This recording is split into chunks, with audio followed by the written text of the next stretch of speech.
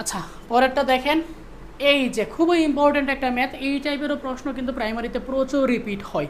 দেখেন বলছে 1 থেকে 100 পর্যন্ত সংখ্যাগুলোর যোগফল কত, এরকমও বলে 1 থেকে 20 পর্যন্ত যতগুলো সংখ্যা আছে তাদের যোগফল কত, বা হচ্ছে 1 থেকে 50 পর্যন্ত যতগুলো অঙ্ক আছে তাদের যোগফল কত।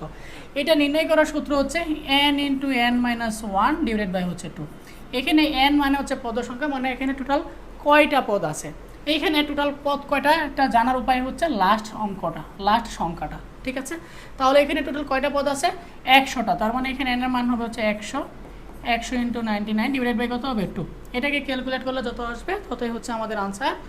আমরা যদি 100কে ভাগ করি কত হবে 50 ইন্টু কত 50 ইন্টু হচ্ছে 99, এটা যদি আপনি গুণ করেন খুব সম্ভবত হচ্ছে এই রেজাল্টটা আসবে। এটাই হচ্ছে সঠিক উত্তর। যদি এরকম বলে যে 1 থেকে 20 পর্যন্ত কতগুলো সংখ্যা আছে তাদের যোগফল নির্ণয় করো, তাহলে হচ্ছে n এর মান 20 হবে। যদি বলা হয় 1 থেকে 50 পর্যন্ত যতগুলো সংখ্যা আছে তাদের যোগফল কত, তাহলে n এর মান 50 হবে। ফর্মুলা কোনটা, ফর্মুলা হচ্ছে এইটা, ঠিক আছে।